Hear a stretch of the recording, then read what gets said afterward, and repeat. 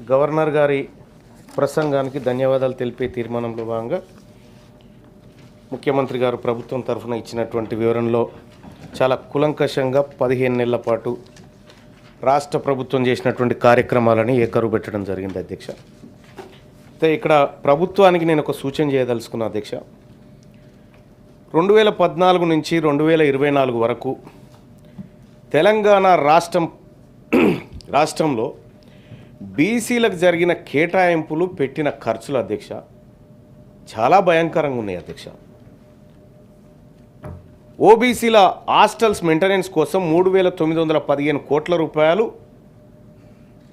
కేటాయిస్తే ఖర్చు పెట్టింది 2,914 కోట్ల అధ్యక్ష.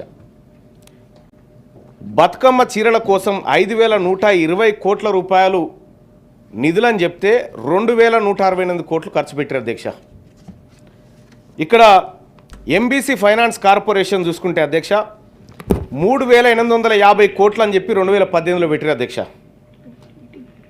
కానీ రిలీజ్ చేసింది 601 కోట్లు అయితే ఖర్చు పెట్టింది 19 కోట్ల అధ్యక్ష.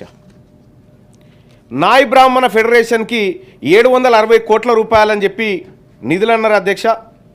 83 కోట్లు ఖర్చు పెట్టిరు. అందులో 75 కోట్ల రూపాయలు కరెంటు బిల్లులకే వాపసు తీసుకున్నారు అధ్యక్ష. ఇక్కడ గౌడ కార్పొరేషన్కు 186 కోట్ల రూపాయలు అని చెప్పి పెట్టిరు అధ్యక్ష. 18 కోట్ల రూపాయలు ఖర్చు పెట్టిరు అధ్యక్ష. వడ్డెర కార్పొరేషన్కి 70 కోట్ల రూపాయలు నిధులు ఇస్తున్నామని చెప్పి 17 కోట్ల రూపాయలు ఖర్చు పెట్టిరు అధ్యక్ష.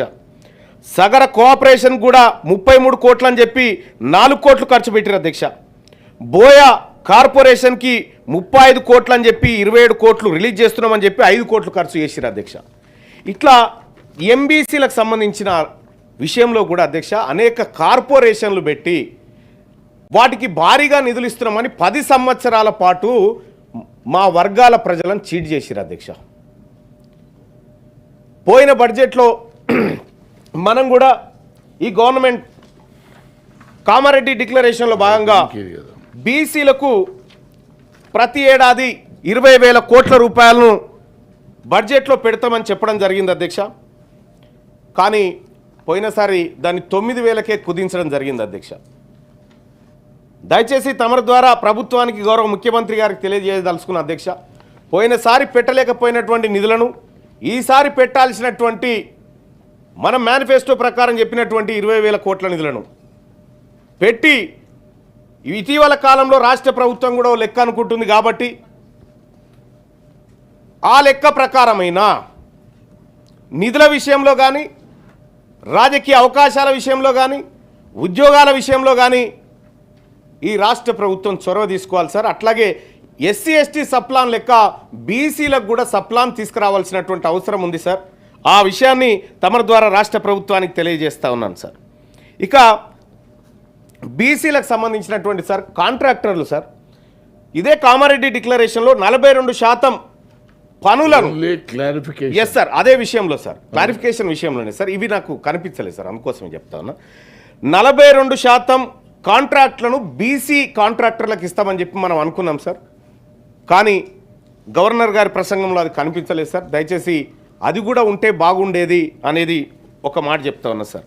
ఇక ఇంకొక కీలకమైనటువంటి విషయం సార్, గత ప్రభుత్వాన్ని ప్రజలందరూ తిరస్కరించి ఉద్యోగులందరూ తిరస్కరించి సబ్బండ వర్గాలు తిరస్కరించి ప్రధానంగా ఉద్యోగులు కీలక పాత్ర పోషించారు అధ్యక్ష. కానీ వాళ్ళు కొద్దిగా ఇబ్బంది పడతా ఉన్నారు అధ్యక్ష. వాళ్ళ సమస్యలు పూర్తి స్థాయిలో పరిష్కారం కాలేక అనేక ఇబ్బందులు పడతా ఉన్నారు. వాళ్ళ డిఏలు పెండింగ్లో ఉన్నాయి అధ్యక్ష. ఉద్యోగుల పెండింగ్ బిల్లులు చాలా కాలంగా చెల్లింపులు లేకుండా అట్లా పేరుకపోతూ ఉన్నాయి. రిటైర్ అయినటువంటి ఉద్యోగి ఏడాది కాలం నుంచి బెనిఫిట్స్ కోసం ఎదురు చూస్తూ ఉన్నాడు అధ్యక్ష. ఇట్లా అనేక రకాలైనటువంటి సమస్యలు మనల్ని నమ్ముకున్నటువంటి అంటే మనం ఏదైతే ప్రజలకు హామీ ఇచ్చినామో ఆ హామీలను నమ్ముకున్నటువంటి ప్రజల నుంచి వస్తున్నటువంటి ప్రశ్నలు అధ్యక్ష. వాటన్నిటికీ పరిష్కార మార్గం ఇక్కడ దొరకాలని కోరుకుంటా ఉన్న అధ్యక్ష. అలాగే తెలంగాణ రాష్ట్ర ప్రభుత్వం ప్రతిష్టాత్మకంగా బీసీలకు 42% రిజర్వేషన్ ఇవ్వాలని నిర్ణయం తీసుకున్నటువంటి ధర్మిల ఈ రాష్ట్ర ప్రభుత్వానికి బీసీ ప్రజల పక్షాన ధన్యవాదాలు తెలియజేస్తూనే దాన్ని పూర్తి స్థాయిలో ఇంప్లిమెంట్ చేసి ఈ రాష్ట్రంలో బీసీలకు అత్యధిక రాజకీయ వాటా స్థానిక సంస్థల్లో దక్కేలా చూడాలని చెప్పి తమరి ద్వారా ఇక లెక్కల విషయానికి పోవాల్సినటువంటి అవసరం లేదు అధ్యక్ష. ఇక మేము కూడా పోవాలనుకోవట్లేదు. రాష్ట్ర ప్రభుత్వం ఏదో లెక్క అంటుంది, మేము గౌరవిస్తున్నాం. 42% అని రిజర్వేషన్ ఏదైతే అన్నారో దాన్ని గౌరవిస్తూనే ఈ లెక్క ప్రకారమే ముఖ్యమంత్రి గారు చొరవ తీసుకొని విపక్ష పార్టీ నాయకుడు కల్వకుంట్ల చంద్రశేఖరరావు గారు ఉన్నారు, విపక్ష పార్టీ నాయకుడు ఎల్ఓపి గారు ఈ సభలో ఉన్నారు, వాళ్ళకు కూడా రిక్వెస్ట్ చేస్తా ఉన్నా, ఇది మా జాతులు దశాబ్దాలుగా నష్టపోయినటువంటి అంశంలో ఒక స్టెప్ పడుతున్నటువంటి సందర్భంలో వాళ్ళు చొరవ తీసుకొని రావాలి అధ్యక్ష.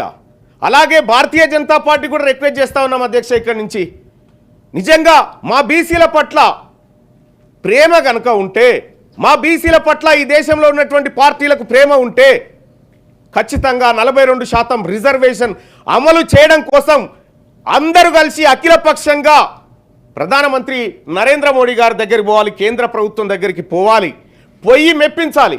ఇవాళ బీసీ ముఖ్యమంత్రిని చేస్తామని భారతీయ జనతా పార్టీ అంత ఈజీగా చెప్పినంతగా కాకుండా బీసీల మీద ప్రేమ ఉన్నట్టుగా బీఆర్ఎస్ పార్టీ ఏదైతే చెప్తుందో మాటలు వద్దు.